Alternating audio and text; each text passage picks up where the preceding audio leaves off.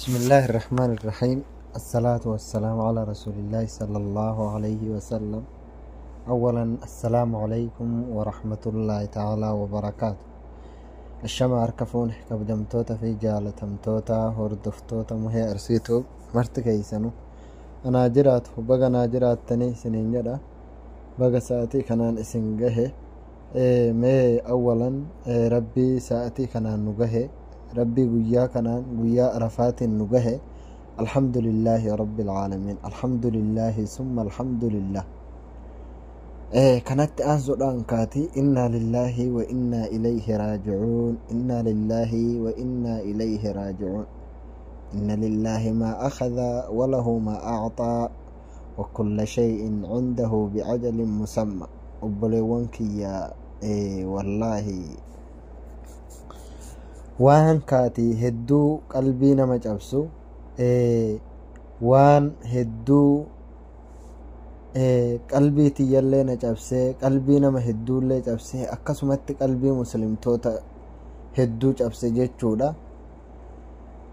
Suni maalii jechuun keessanin oolu obboleessa keenya kaatii ka torbee oliif namni hundi miidiyaa irratti maxxansaa turani akkasumatti bakka hundatti iyyafataa turan. Guyyaa har'aa tanaa immoo reeffa isaa arganii akkasitti deemaa jira jechu. Mee laalaa duniyaa tana, duniyaan tuni waan duniyaan tun taate laalame osoo kaayoo fi karoora meeqa qabdu osoo kaayoo meeqa karoora meeqa itti baafnu akkana ta'amaa jechu. Allahu akbar. Rabbi warra jannataa haa godhu obboleessa keenya Ahmadin. Eekaati akka Ibraahiman itti nama masiidaa hin baane jedhanii nama immootu ijoollee ufiillee ibaadarra guddifataa jiru. Walaakin kaati guyyaa har'aa kana reeffa isaa arguun immootu hedduu takka wallahi na gaddisiise, hedduu takka immoo islaamaa gaddisiise. Walaakin wanni goonuuf hin jiru, wanni araarama kadhatuufi ga'u hin jiru. Wanni immootu keessaafuu guyyaa carraa guyyaa arafaa kana argatuudha. Kanaafi obboleessa keenya Ahmad rabbiin warra jannataa isa haa godhu. Rabbiin immootu caffee jannataa keessa isa haa qubsiisu. Nullee immootu kaatimaa teenna rabbi nu haa tolchu. Isaa kana amma waan inni ufii uf ajjeese hoo harka namaatti ajjeese hoo rabbiif iftu namaaf immootu dukkana haga sila wanni beekame takka hin jiru. Torbii oliif soqamaa ture. Walaakin immootu guyyaa har'aa argamuun isaa kun du'aan isaa argamuun kun hedduu wallaahi qalbii nama cabsa. Walaakin wanni godhan hin jiru. Addunyaan tuni akkanuma. Addunyaa tana kun itti dhufa kun immoo irraa deema, kun itti dhufa kun irraa deema, kun gara duniyaa tanaa dhufa kun duniyaa tanarraa deemaa jechu. Duniyaan tana qabdi yaa jara keenya, yaa obboleewwan kiyya, yaa nama sagalee tiyya tana dhageessanii hoo waan dalaydan waan immootu dalaynu keessatti nu marti keenyayyu rabbii keenya haa sodaannu. Akka itti deemnu hin beeynu duniyaa tanarraa, garuu deemuun keenya hin oolu. Walaakin immootu akka itti deemnu hin beeynu. Sihii maalirra jirtu duuti malakul mawti si dhufti. Anaa maal dalagaa jiru malakul mawti na dhufti. Numartuu hin beeynu. Walaakin haga dandeenyutti ittaqullaha rabbii keeysan sodaadhadha.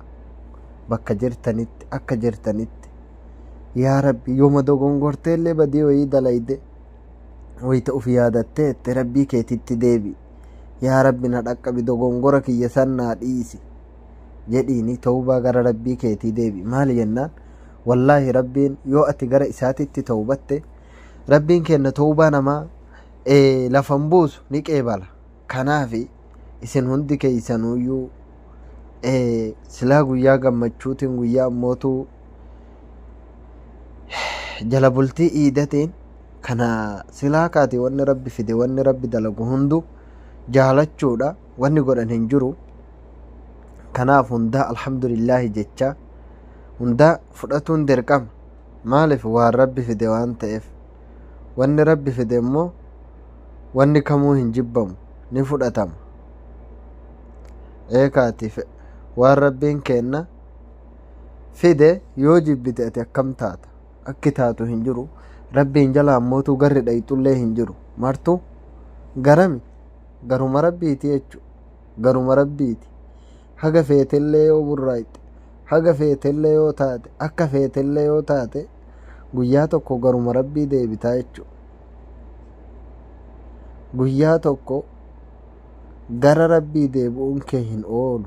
kanaaf yaa jara keenna hundumti keeysanu haguma dandeeysanitti rabbii keeysan sodaadha. rabbii keenna haa sodaannu.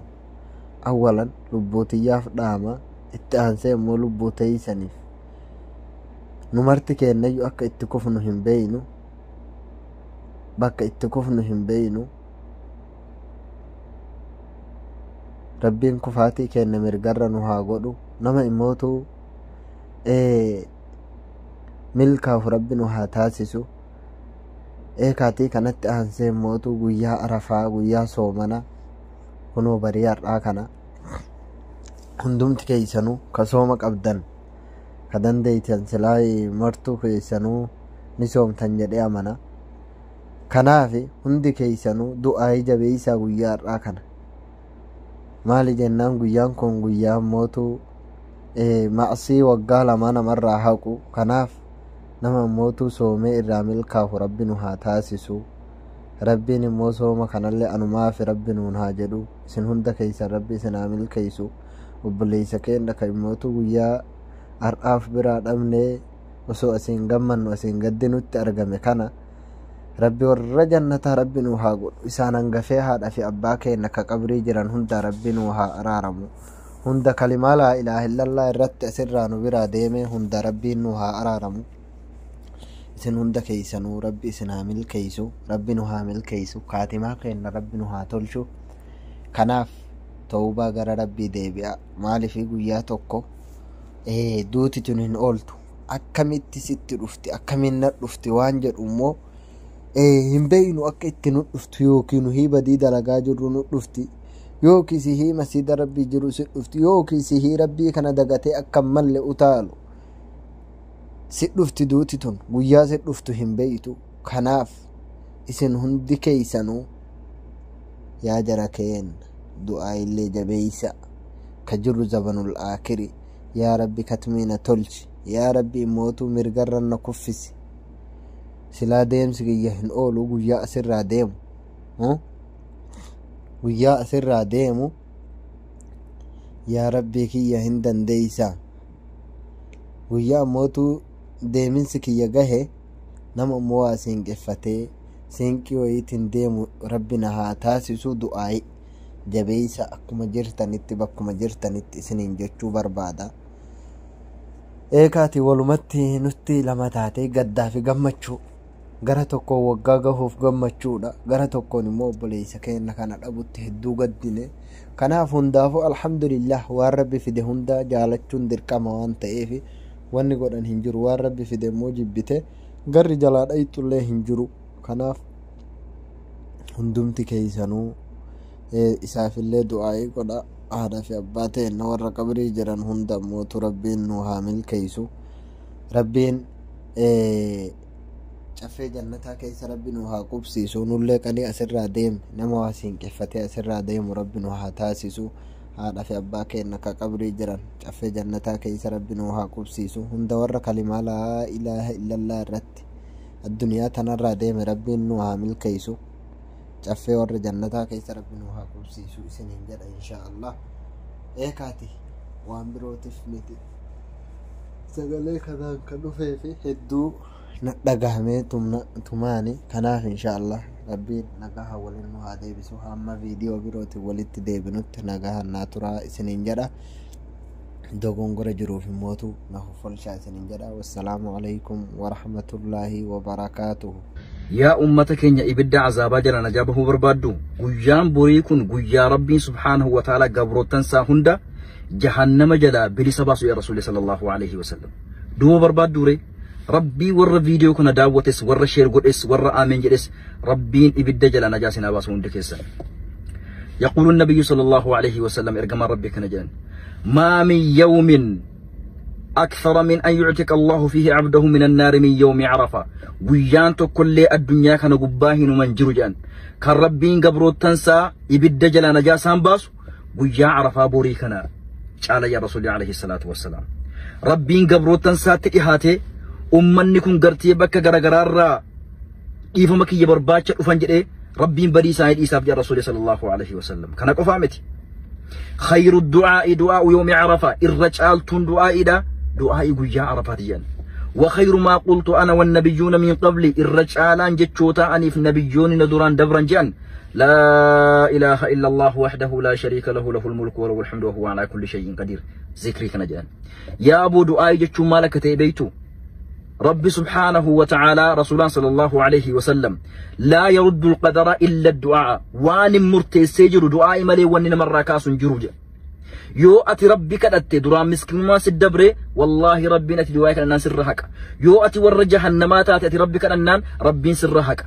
كناف جل كبك التي ربي كي كدو ادعوني أستجب لكم جدي نكدو سيفان كي بلا جدي جدو كي جدو ربي نما تكون قلتين كالتي ربي كي كدو توكو خلما مفا هذا فباكيتي نمحك سراك أبو فركيتي ولاكيتي هواس مسلما كدو إف كجرو هنده ربين كدو ربي سبحانه وتعالى ملكي بجابره سياوفكو ولا مسكين ما سرها شوف ولا هون ربي سرها شوف ولا ملكي ربي سيهبنو فيديو كنا برت النيسين ربنا آتنا في الدنيا حسنة وفي الآخرة حسنة وقنا عذاب النار والسلام عليكم ورحمة الله وبركاته.